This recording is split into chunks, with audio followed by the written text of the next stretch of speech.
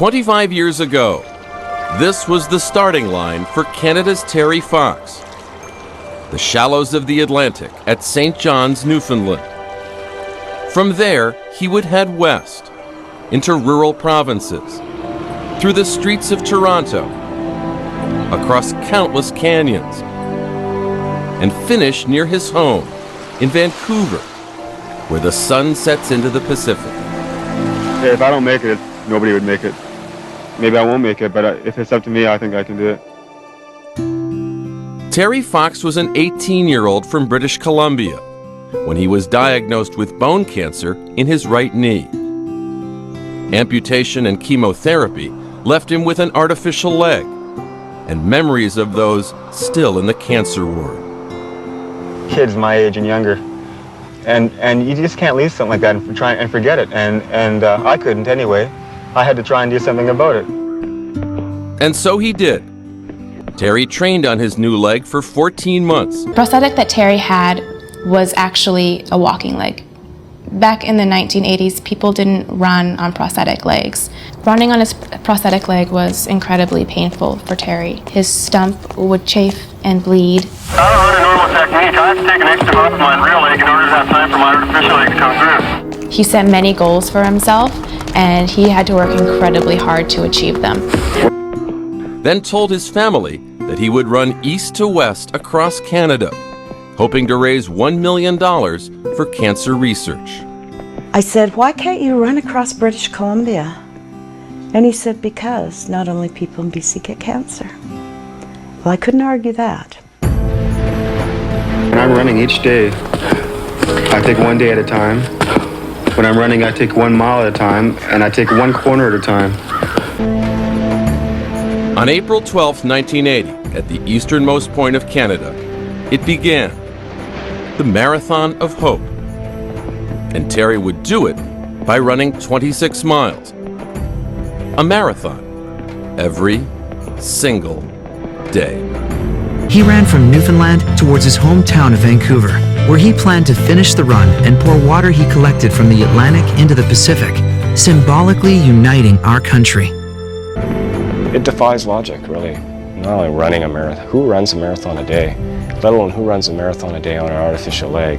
It didn't matter if it was snowing, pouring rain, 90-degree Fahrenheit heat. He had to do that marathon.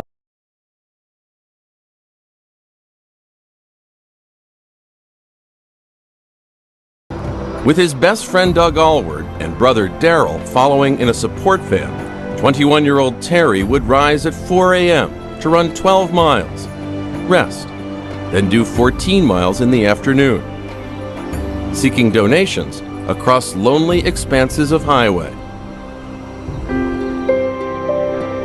At first, few knew of him, and donations were spotty. Terry kept running. 2 months into the Marathon of Hope, Terry entered the province of Ontario and was invited to kick off a CFL game. We came up out of the arena, and I've been thinking to myself, wouldn't it be nice if people knew who he was? And as we walked towards the sidelines, the announcer started and said, "Ladies and gentlemen, that's as far as he got." And the place went crazy.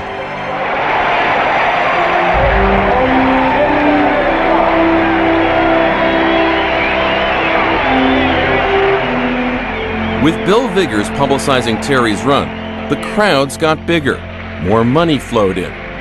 Terry now wanted to raise $1 for every Canadian, $24 million in all. What resonated with Canadians about Terry was his honesty, his innocence, his determination. That's, I think, why people fell in love with Terry Fox. In Toronto, thousands cheered him. For Canadians, Terry had become an inspirational hero. But what inspired Terry were the children he was trying so hard to help. Children like Greg Scott.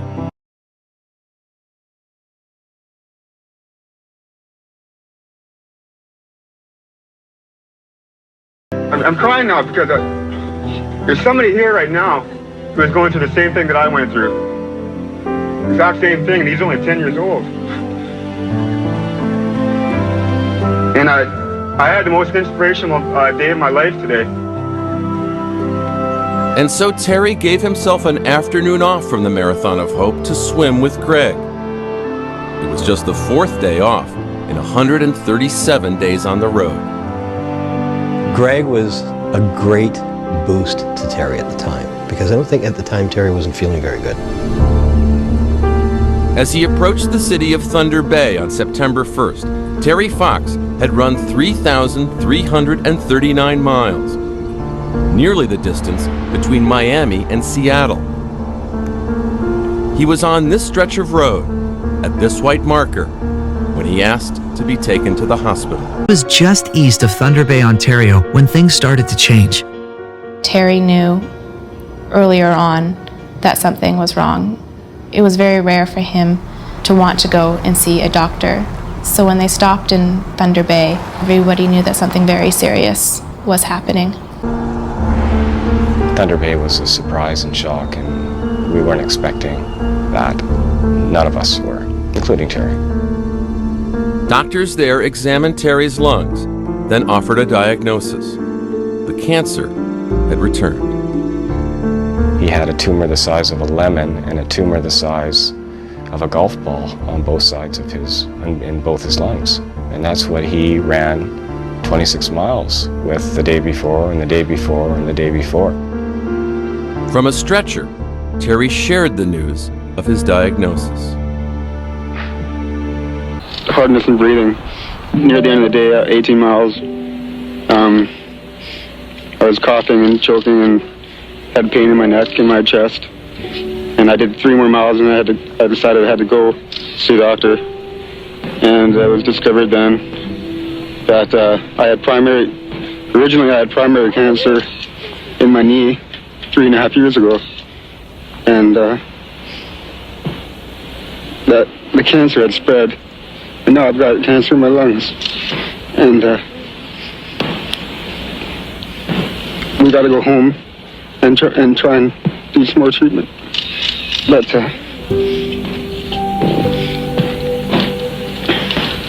I can say is if there's any way I can get out there again and finish it, I will. I can remember turning and looking at me, and he said, maybe people now will understand what it was all about. He was so concerned that they had lost focus that what he was doing was to raise money about cancer and about cancer. Terry was taken to a Vancouver hospital to endure new rounds of treatment. Just days later, an impromptu telethon was organized. $10 million. Thank you, Kenny. As more than $10 million were added to the $2 million Terry had raised, Terry could know his dream of raising $1 for every Canadian citizen would someday be a reality. When Christmas 1980 drew near, Terry confided to his mother a single regret. He said, you know, I've raised millions of dollars, and I haven't got $1 to buy my family a Christmas present. And that was really tough. So his older brother lent him some money, and Terry bought his mother a gift, this pink wastepaper basket. It would be their last Christmas together. Terry was ready to die. He knew he was dying, and he knew he wasn't going to make it, and there wasn't any sense fighting anymore. Terry Fox died on June 28, 1981. He was 22 years old. He died surrounded by love, the love of his family, all of whom were with him, and the love and prayers of the entire nation.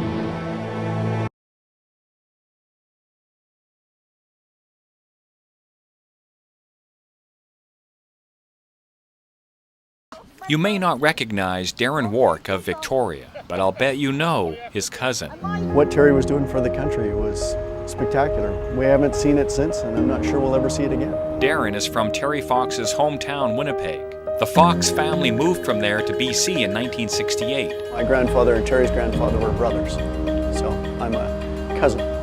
When Terry began his Marathon of Hope in 1980, running east to west across Canada, Darren was 11 years old. He remembers bragging to friends about his famous cousin. Going to school, in elementary school at the time, I was pretty proud that I was related. My memories are filled with discussions around the dinner table with my parents and my cousins in Manitoba, and a lot of talk about looking forward to him coming into Winnipeg on his run. But Darren never got to meet Terry. Just outside Thunder Bay, Ontario, after 143 days of running over 5,000 kilometers, Terry was unable to continue. He died 10 months later. Would he call himself a hero? No way. Was he a spectacular athlete?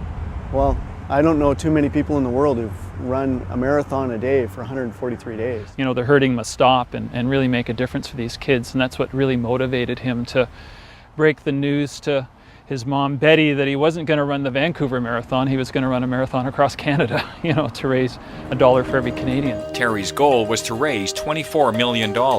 So far, the Terry Fox Foundation has raised over.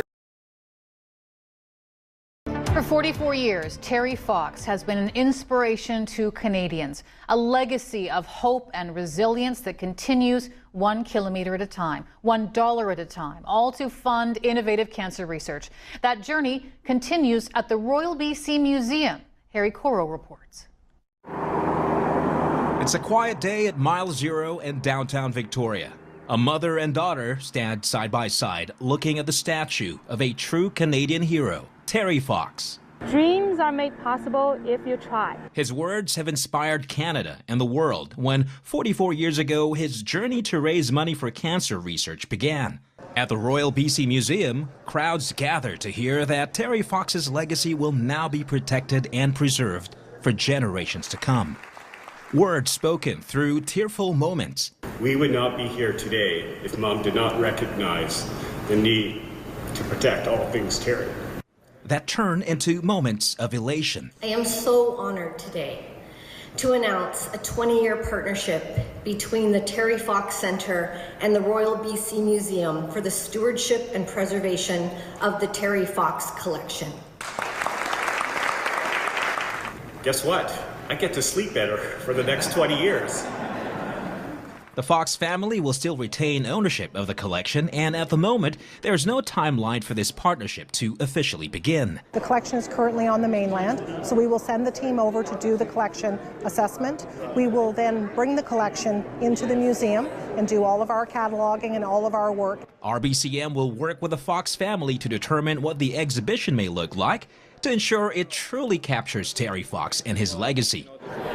Thank you. Good to see you. Yeah. This iconic van has become one of the centerpieces of the many exhibits that feature all things Terry. This would pull out into a bed, and Terry would sleep there in the fetal position and rest there as we drove to where he finished running the night before. Terry Fox ran for 143 days, 5,000 kilometers. This Friday marks 44 years since his Marathon of Hope, and his memory still reminds us that it's a mission still very much in motion. What a wonderful addition to the Royal BC Museum.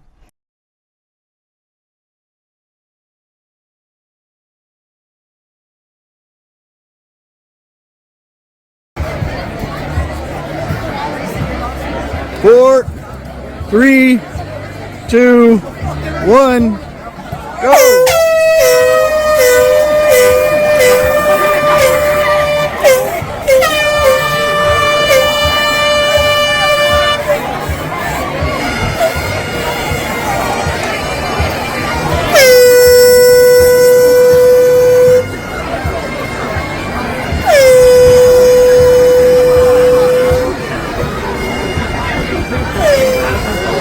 It's dead, is it? Right? Dead. It's cool. It's really...